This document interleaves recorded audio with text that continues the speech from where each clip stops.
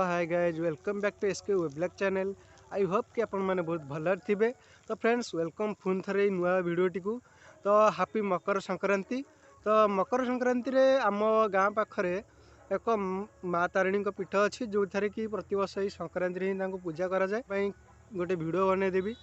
तो आपण मानक भिडियो मुझे देखली कि माँ पाखे किपरि भाव मकर संक्रांति पालन होगी किपरि भाव दुकान फोकान अच्छी आउ लॉकडाउन एवं तो चली से बेसी दुकान बजार होना केवल खाली खाइबा जिनस आउ छोट छोट छुआ किसी जिनस अच्छी बास एतिकी आपण पनीपरिया आउ घर करना जिनस भी किसी आउ गोटे कमेंट करेंगे please subscribe to my channel एवं शेयर करेंगे आपण मान फ्रेंड को मानू।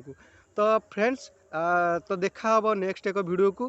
तो से मत विदाय दिंतु। बाय दोस्तों।